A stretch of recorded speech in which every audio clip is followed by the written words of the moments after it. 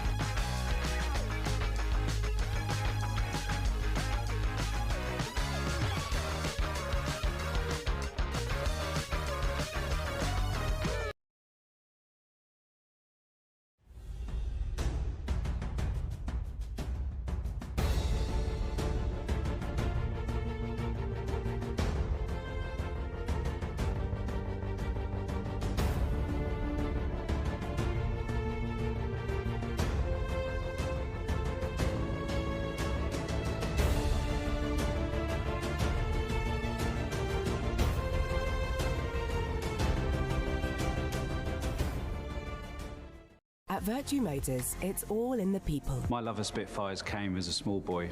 Working on Spitfires is a huge responsibility, and the same applies at work. I'm a Punjabi singer. I've got a passion for singing and I always loved cars.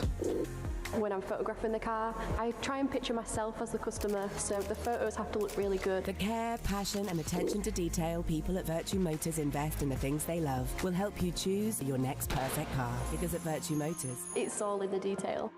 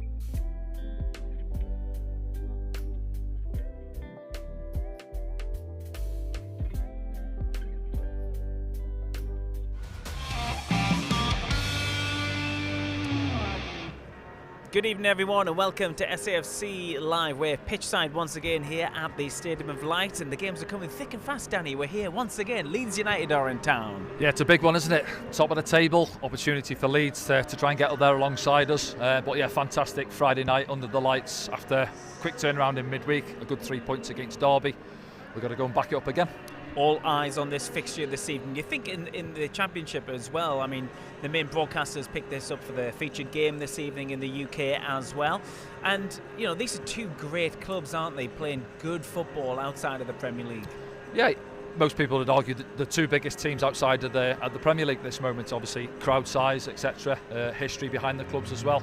But yeah, obviously Leeds, last couple of seasons coming back down from the Premier League, come up short last year against Southampton in the playoff final. Worst case for them, it's playoffs, isn't it? Simple as that. You look at the strength and the depth they've got in their squad. Done a lot of business in the summer. Some top quality players have left the club. Around 150 odd million they brought in for them players. But yeah, they had a bit of a tricky start. That 3-3 against Portsmouth opening day of the season. Then I think Middlesbrough beaten 3-0 in the cup. So they shipped a lot of goals since then, especially on the road. They've only conceded one on Tuesday night, which was a penalty. Yeah, at Norwich. So they're tight at the back. Obviously we haven't conceded yet so far here, won all 4 games. Something's got to give. Yes, let's give you the team news then for everyone joining us around the world. Remember, we are streaming around the world here on SAFC Live. You get your matchday streaming passes right now, unchanged, Danny. Yeah, it's something we spoke about, wasn't it, on Tuesday night, really, when you look at the week, and it's less than a week, in fact, obviously playing Watford on the Saturday, Derby midweek, and then again Friday night. So, but he's looked at it, everybody's come through that one unscathed, and he's gone with that same 11 again. I think people were chatting about, young legs in there, a lot of energy, the likes of Joe, Chrissy Rigg, Dan Neil just in behind them. Is he going to freshen it up in the engine room? Well, no, he stayed with it, and rightly so. It's one of those, really. Chatting to one of the staff members a moment ago, he's like, well, who do you take out of there at the minute? Because certainly you ask one of them lads, nobody wants to come out of there. Absolutely. So that's your starting 11. We're going to look back quickly at the previous game. And that was the game, of course, on Tuesday evening against Derby County here at the Stadium of Light. Do you expect a different kind of game to what we saw on Tuesday this evening, Danny? I do, yeah. I think, again, looking at the stats, Leeds highest in terms of possession so far this season, just over 60%. Ourselves still third, fourth from bottom, 40-odd%. But it's what we're doing with it when we're getting on the ball. We're top scorers for a reason. But yeah, going to be frustrating at times, I think, for the fans this evening. We'll have nearly 40,000 Sunderland fans in here, but they're going to have to be patient tonight because Leeds will have good spells on the ball, but it's on those turnovers we've got to make it count. With Romain in the form he's in, Patrick as well this season, get the ball to him early when Leeds are committing bodies forward. Can we hurt him on the counter-attack? Just going through some of the highlights from Tuesday's game here, Danny. There wasn't too many chances, particularly in the first half from what I recall, and I look back on the game and I didn't realise that Anthony Patterson did have quite a big part to play in the game, didn't he? It was a strange one, really, yeah, as you say, Frankie. Thinking about the game, I don't think we were at our best, but listen, if you're winning 2-0 and you're not at your best, you're doing something right, obviously, aren't you? Romain had moments in the game. He's had a couple of shots here. I think Joe, looking back, he should have scored. He's maybe tried to be a little bit too precise with the header, but we didn't have to wait too long for him to open his account this season with that thunderbolt, did we? But sometimes you've got to grind it out, and like Chris Rigg, he had moments in the game, he had quiet spells as well, but throughout the team, really, it was a difficult one to pick a man of the match. Obviously, you look at the lads at the back, another clean sheet, excellent. Chrissy Metbam's stepped in, he's been fantastic alongside Luke.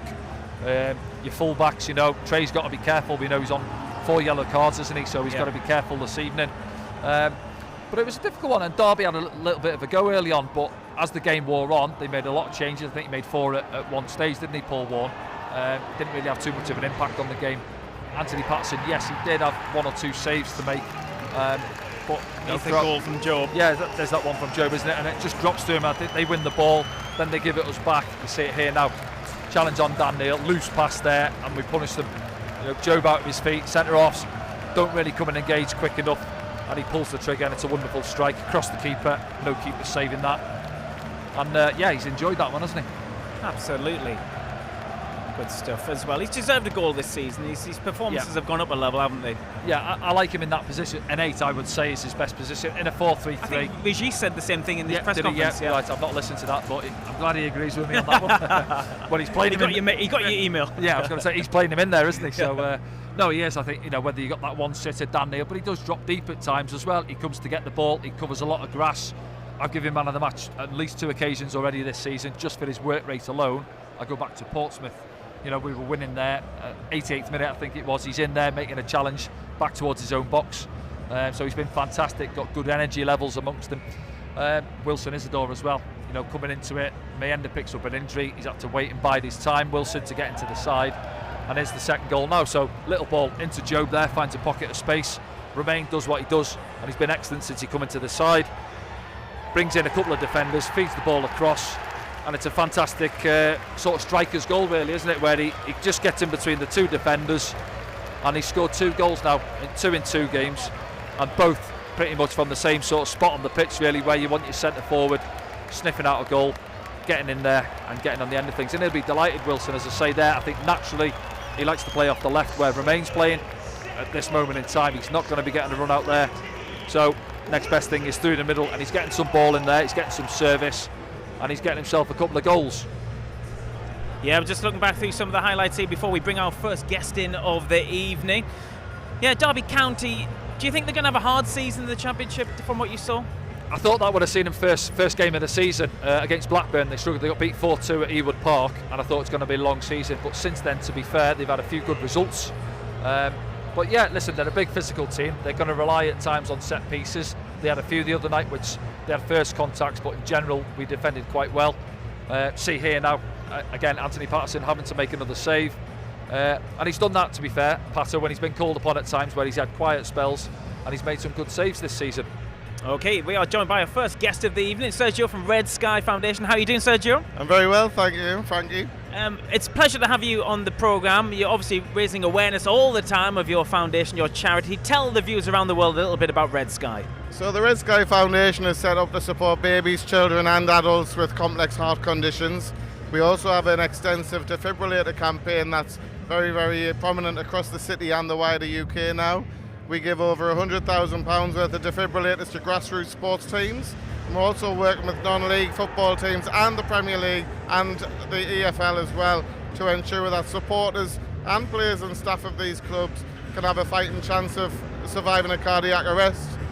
October is a very special month because it's Restart a Heart Month. So there's a big emphasis on raising awareness and trying and get as many people trained up in how to do CPR. Quite simple. Maybe try it at half time. We've got a training video with the North East Ambulance Service. You can learn it in 15 minutes if you get on our website, which is redskyfoundation.com. I mean, if people in Sunderland weren't aware of Red Sky, you must be doing something wrong, because you are absolutely everywhere. You work with schools and sports clubs, everyone, don't you? Businesses all around the city. You also have lots of events. So I recently did the Great North Run. You had thousands of runners. I felt like I saw a Red Sky flag all the time there. So you're very prominent, but you haven't been doing it that long, relatively, have you? No, we got charitable status on the 20th of March 2020, which was the day of lockdown. Only 4 years. We've since raised over £2 million. It's a phenomenal result, but it's only possible because of people like yourself who support what we do, and also the many, many Sunderland supporters that back us as well. There's so many great stories that we can share where people have survived cardiac arrest, but also children as well from the city who have to go through to the other side in Newcastle and have operations at the Freeman. But it really is, it's a phenomenal result. Over 1,300 times our defibrillators have been used and deployed across the city and the wider areas, and this is just evidence to know that cardiac arrest won't be going away. It's the second biggest killer in the UK, and if anybody can learn it, it's so simple. You can learn it in 15 minutes. It's so simple. Hands on, call 999 and beginning early CPR will generate oxygen going to the brain and keep it flowing until an ambulance can get there. If there is a defibrillator nearby, the chances of surviving can go from 7% all the way up to nearly 80%. So that's how important that these devices are. Yeah, it's very important, isn't it, Danny? I know you've got young children yourself. It's something you see everywhere around the city, isn't it? These defibrillators, which Red Sky. Yeah, fantastic work he's doing, as you said there. The work and effort he's putting in, almost as busy as yourself, Frankie. It's fantastic, as you say, for the city itself, and little bits that contribute, and obviously saving lives when it's required. Absolutely. Sergio, a Sunderland fan, of course, as well. Top of the league at the moment. It's going all right. It's a brilliant time to be a Sunderland supporter, and tonight I really, really do hope we win. My prediction, if you're looking for it. Go on, what have you got? I think 1-0 to Sunderland. Oh, I've got 1-0 as well. It's a very famous result against Leeds, of course, 1-0. We all last season as well. One. Yeah, of course. Sergio, thank you for your time. You may go and enjoy yourself and get the good message out about Red Sky this evening. You're very welcome on the show whenever you like. So thanks very much for your time. Cheers, Sergio. Enjoy Thanks your evening at the end. Thank you, Cheers, Sergio. Enjoy the game.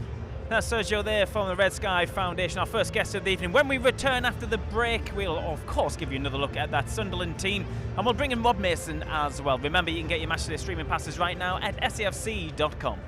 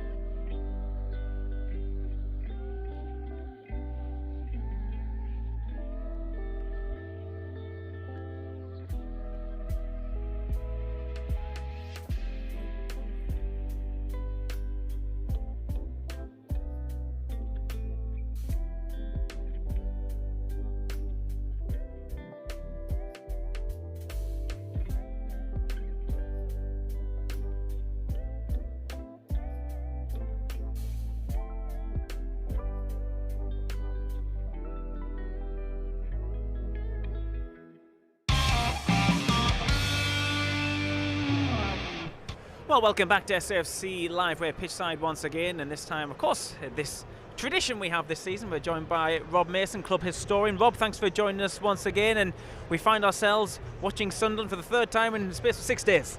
Absolutely, and isn't that great? You know, it's lovely, isn't it? It's a lot better than those long summers where you go 2 or 3 months without a proper game.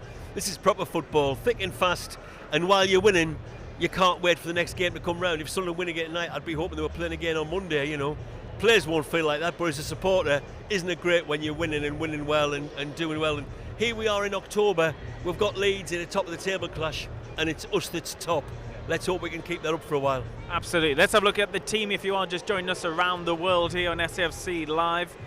And we can see that Régis Lebris has gone for an unchanged 11. And Danny, was that something you were anticipating after the game on Tuesday? I think, yeah, if everyone's come through it unscathed, you always assess, as you said, there's 3 games in 6 days, really, isn't it? But while you're sat top of the table, those little niggles and aches and pains that you maybe feel if you've had a couple of defeats aren't quite there. Lads won't want to give up the shirts, as we said. You know, everybody's out there. You're full of confidence, and you want to be playing in these games. Friday night under the lights, big opportunity. Obviously, we're sat top of the table to extend it over 24 hours or less than that, as it is before the games tomorrow. And beating one of the big rivals, one of the teams who are fancied to go up this season. Let's have a look at Leeds United, and you can talk us through their changes as well, because they've made a couple from Tuesday, Danny. Yeah, 2 changes. Well, Gruev's picked up a knock. I think it was Joe Rothwell that came on after 20 minutes or so for him there. So he'll come in and sit in front of the back 4, and then top end of the pitch, Joseph's dropped out, and Perrault, top scorer with 3 goals so far this season. He's coming to the side, and he's been in and around the Championship last few years. I think Swansea, a decent striker at this level. You look at their bench, Patrick Bamford there, you know, likes of Dan James, they've got good strength and depth at this level, but they won't want to be hanging around at this level for too long again. Yeah, just looking through that side as well. The goalkeeper was once coached by a certain Régis Lebris as well. He mentioned that in his press conference during the week. So that's your Leeds United side, and one of Danny's old friends, Carl Darlow, on the bench as well from your Nottingham Forest days, I think. Forest, yeah, keeper at Forest, yeah. You know, there's obviously a big history between these two clubs, and you could say Sunderland's finest moment as a football club came against Leeds United. Well, certainly the finest moment post-war, and Danny was asking me a few moments ago off air if I'd been at the games in the 1890s when last time we had started with 5 home clean sheets, and contrary to popular belief, no, I wasn't. But our greatest moments were in that era. But certainly post-war, I was old enough to be at that game in the 73 Cup final against Leeds. But a lot of people think that was just the Sunderland Leeds post-war history. But if you've been around a while, you know that there was a tremendous rivalry between Sunderland and Leeds through the 1960s, when Sunderland were promoted for the first time in 1963-64. Why was that, Rob? Well, why was that? Leeds were managed, of course, by Don Revie, a former Sunderland player in 73. He was also the manager in the 63-64 season. There was a lot of bad blood between the clubs. Leeds were an excellent side, one of the top sides through the 60s and 70s. But some of their methods, shall we say, were, to put it politely, underhand. There was a lot of bad tackles. We had a striker called Willie McFeet, a teenager. Of more recent vintage, people remember Josh Marger and how many goals he scored as a teenager. Only one man has scored more goals for Sunderland as a teenager than Josh Marger. That was Willie McFeet. He had his career effectively ended in a horrendous tackle against Leeds by a player called Bobby Collins, one of the worst tackles anybody's ever seen. And then 2 or 3 years later, we played them in the FA Cup, 5th round, a game in the days of FA Cup replays, a game that went to 2 replays in the 5th round. Bobby Kerr, who of course captained the team in 73 and lifted the FA Cup. Bobby Kerr had just come into the team as a teenager. He'd scored something like 7 or 8 goals in 11 games, and he had his leg broken in those games. Though that one was an accident, it was a tackle with Norman Hunter. Nobody disputes it was an accident. But those incidents in particular, but the whole thing with Sunderland and Leeds meant there was a tremendous rivalry between the clubs. So when it came to the cup final in 73, the people there at the time knew what a desperate rivalry it was between that. Looking back now, half a century later, people just look and think, oh, Sunderland beating Leeds in the 73 cup final, what a big game. But there was a huge backstory to that, and there's always been a big rivalry between Sunderland and Leeds, particularly through the 60s and 70s. Yeah, Danny, as a professional, was Leeds always a game you were up for as a professional? I mean, you're up for all of them, right? But it's a bigger fixture, isn't it? Yeah, played against them obviously a few times at Ellen Road as well. Fantastic ground, traditional old school ground. What, 39,000 does it hold? I think Ellen Road, something like that. But no, a fantastic club, and as I say there, over the years they've had 1 or 2 good battles against Sunderland. Go back to the cup final. I think we were massively underdogs that day, weren't we? Division below them as well. We were massive underdogs in everybody's eyes outside of Wearside, and Wearside we all thought we were the favourites because we'd already beaten Manchester City, we'd already beaten Arsenal. Yes, Leeds were a fabulous side, but honestly, if there was ever once in history a team's name was on the cup, it was ours, because we were a fantastic side, and we didn't just beat Leeds that day, we deserved to beat them, and it was no surprise to anybody on Wearside, but it was a massive surprise to the rest of the country. Something people on the cup. Still speak about, of course, as well. It's gone down in folklore, hasn't it, that particular fixture? So many moments in that game as well. Going back to this evening's game, guys, Leeds United, one of those big sides of the Championship, of course, we touched upon already. I think it might have been you who said if we are thereabouts or certainly above Leeds around Christmas time, going into the last few months, we're doing something right, and at the moment we are. Absolutely, yes. I would expect come the end of the season Leeds to be top 2-3, and if Sunderland can stay above Leeds for as long as we can this season, we are certainly going to be seriously in the mix for an automatic position in terms of a promotion position rather than a playoff position. But I, for one, despite what I've just said, I'm not getting carried away. We've played 8 games, there's 38 to go, there's a lot can change, but of course so far we've exceeded everybody's expectations. We've got some momentum now, and every game where we continue to get a good result just builds that momentum, builds that belief in the squad and in the stands, and Sunderland are looking like serious contenders. We've got a good young attacking team. Mayenda's done very well up front. When he's missed out, Wilson Isidore's come in, 2 very good goals in back-to-back games, and for a long time we've been saying we're just missing a striker. Looks like we've got a striker, maybe 2. Great stuff. Yeah, 2 and 2, you can't argue it. He's on fire, hasn't he, Wilson? I think his all-round game's been good as well. His movement, hold-up play's been good at times as well, and he's getting a bit of service.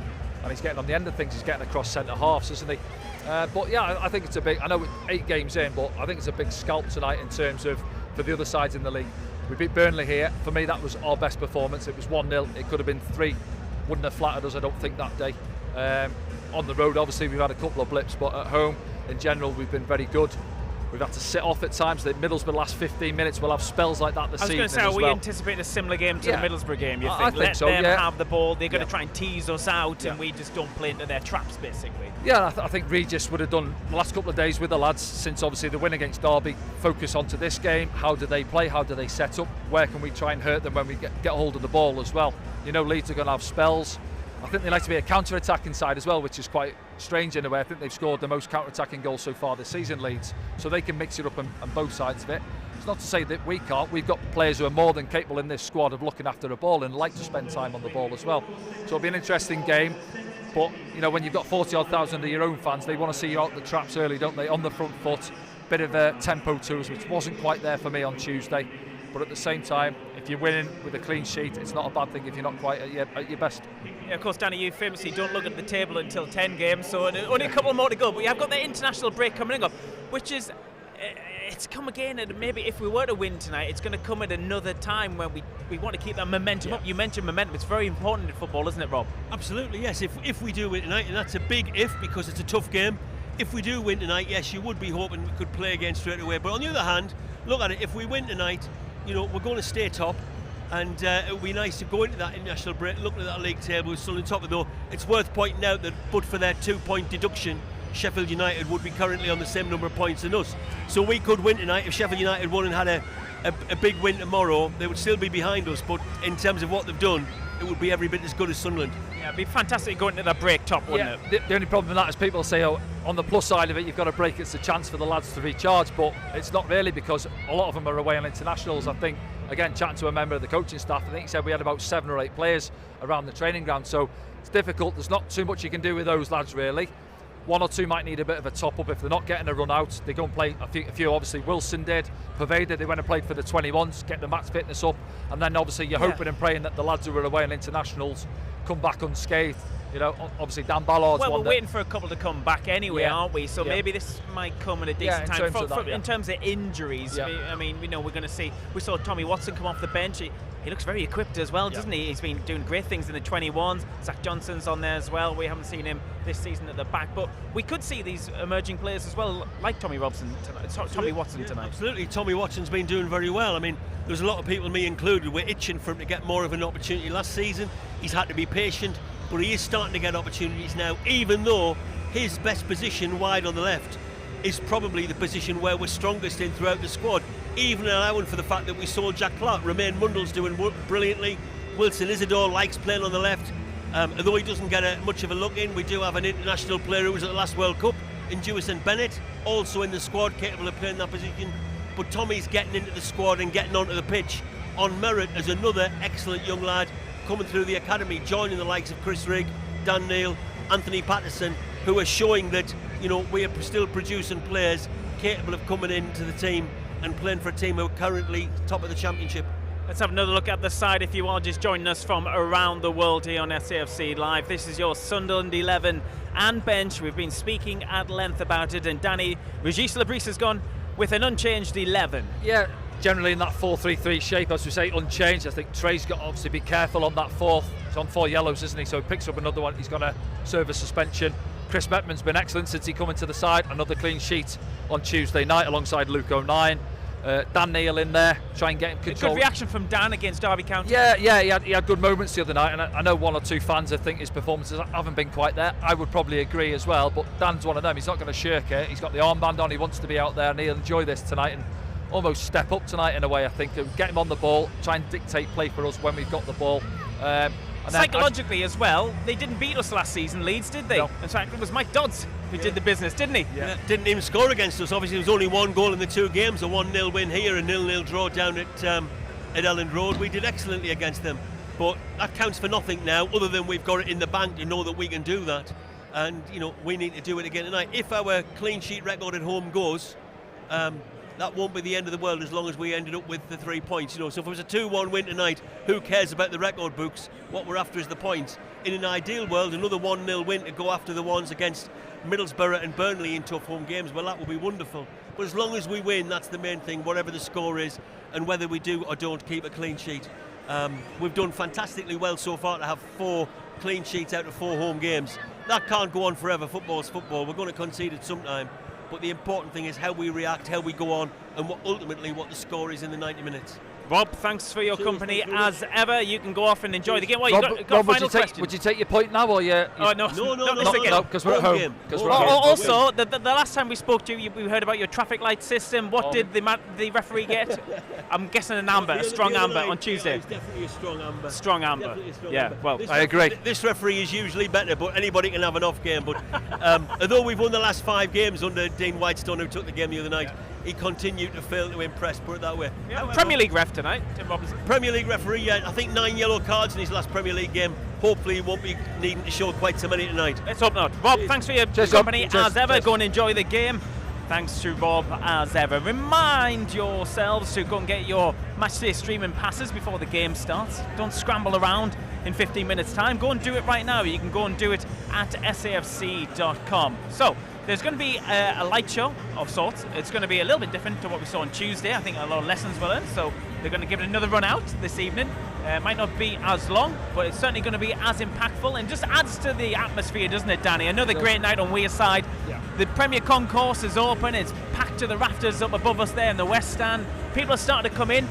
There's something special about a Friday night game, isn't there? Yeah, I used to love a Friday night game, and as well, as you say, good opportunity. I know it's early in the season, but if we get a win tonight, we're sat there, I think 4 points top of the championship.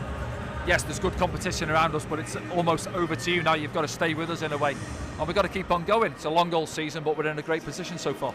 Thanks, Danny, for your company so far. We're going to get up and get on to the gantry for our commentary positions right now here on SAFC Live. We'll see you very soon here. Don't forget to get your streaming passes right now at safc.com.